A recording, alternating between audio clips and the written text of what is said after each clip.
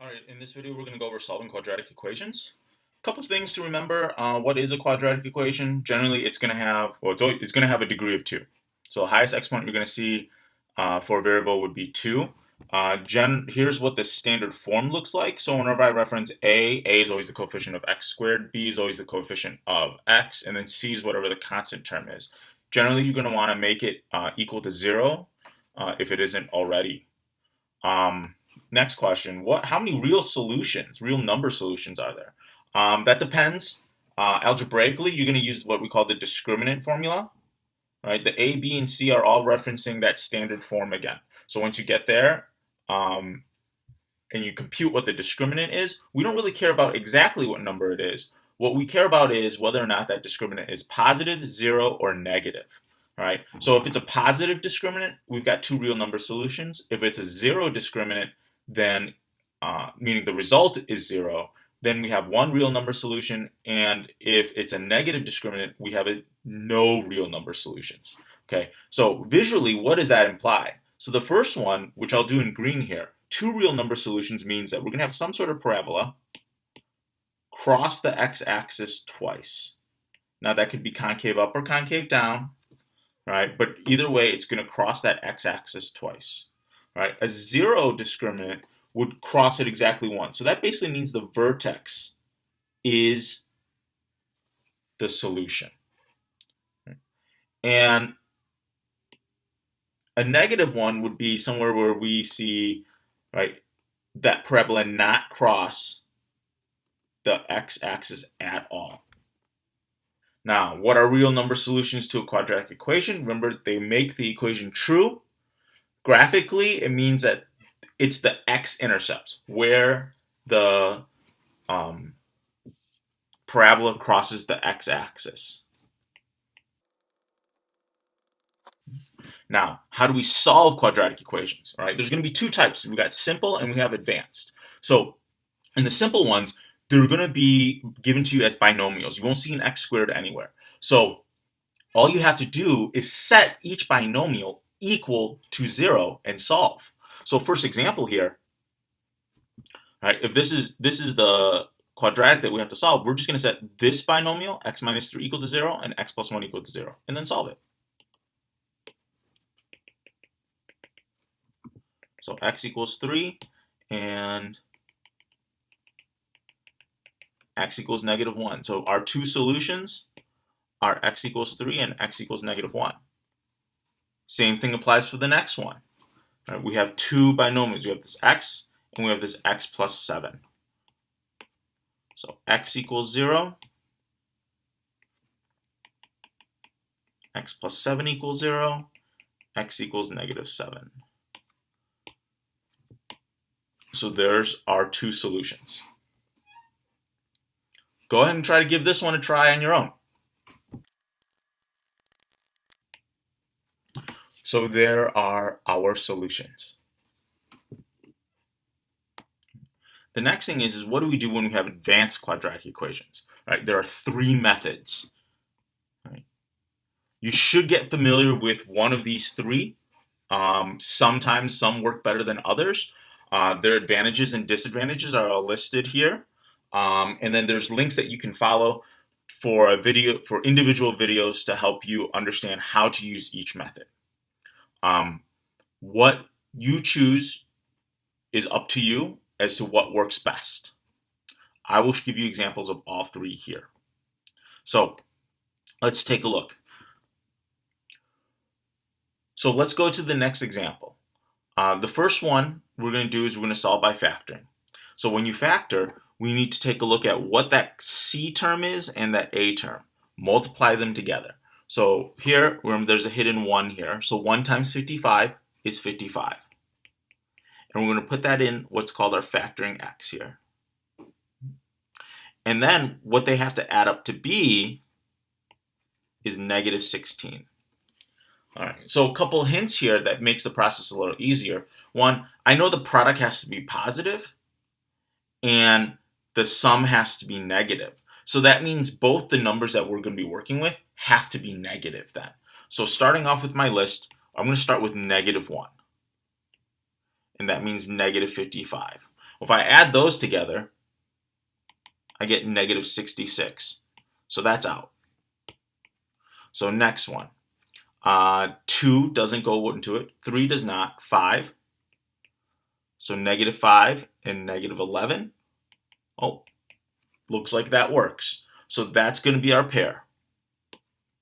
So negative 5, negative 11.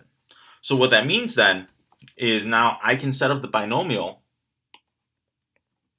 And the first set's going to be x minus 5 and x minus 11. And set that equal to 0. Now I can solve. So x subtract 5 equals 0, x subtract 11 equals 0, x equals 5, x equals 11. Now if I were to use the same problem but using the quadratic formula, the first thing I would need to do is define what's a, b, and c. So a here is 1, b is negative 16, and c is positive 55.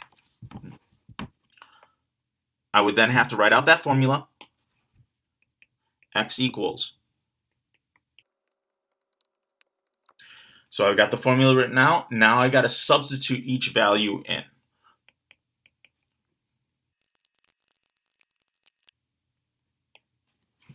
Now that I have everything substituted in, we would have to evaluate this.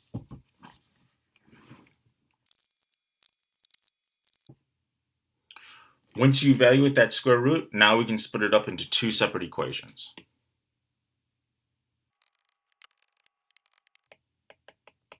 You can see it's still the same answers. So if we're going to use the completing the square method, we would take that b term and divide it by 2. So negative 16 divided by 2 gets me a negative 8, and then we're going to square it, which gets me a 64. Now, the reason why you're going to do that is we're going to break up so that we can get a perfect square trinomial. So the equation then becomes x squared minus 16x plus 64 plus 55 minus 64 equals 0. Now the whole reason why you'd want to do that is because this guy will then factor to become x minus 8 squared. And then solve.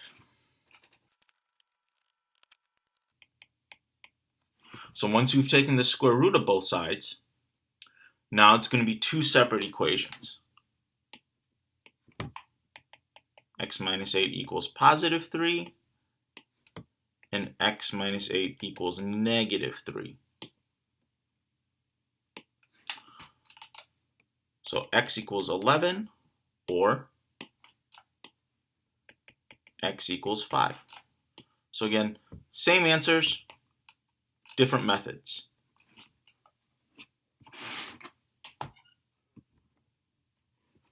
All right, so let's go to this next example. We'll do the 3 different methods for this one as well. So for factoring, we want to take a look at the a coefficient and the c coefficient. So 3 times 5 is 15.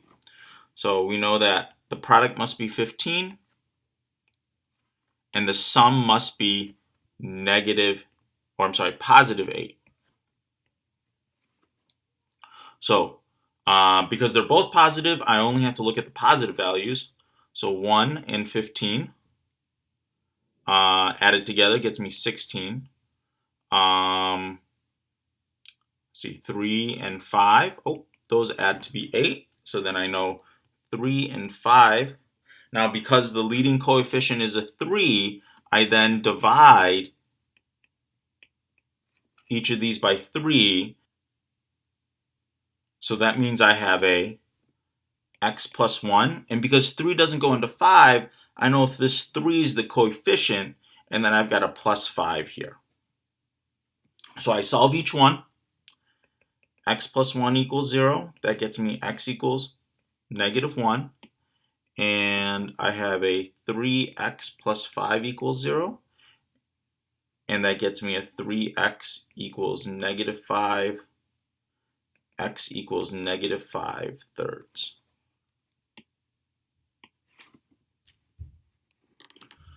For the quadratic formula, again, I'm going to have to state what is A, B, and C.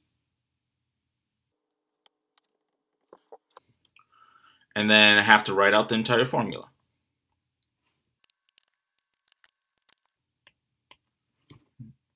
And do our substitutions.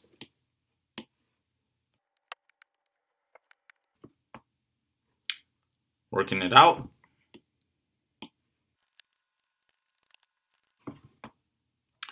So this will break apart into two separate equations. X equals negative 8 plus 2 divided by 6. And x equals negative 8 minus 2 divided by 6. Evaluating these two. So we split these up into two separate equations and then evaluate these two. I'm going to simplify my fraction here so you can see that we still get the same result.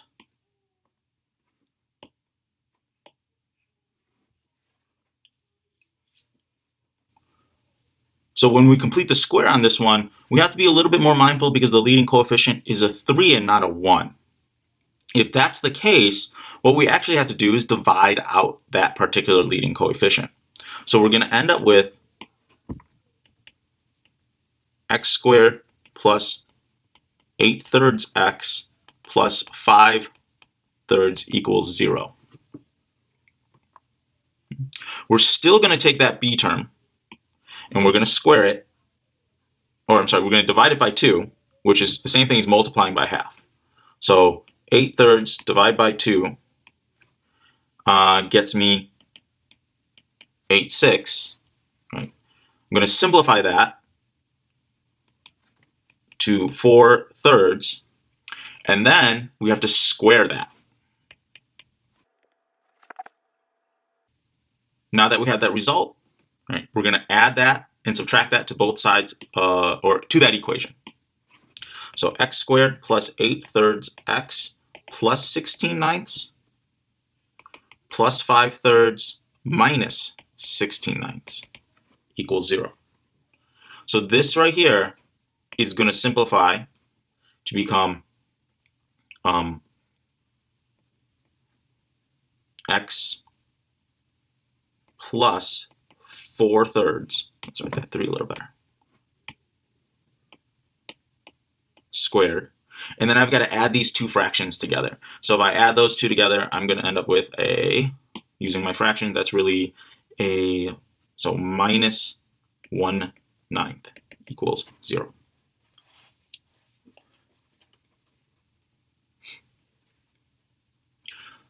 Add 1/9 to both sides. Square root both sides. And then now I have two separate equations that I could be working with. I have a x plus 4 thirds equals 1/3, and I have a x plus 4 thirds equals negative 1/3. We still get the same results.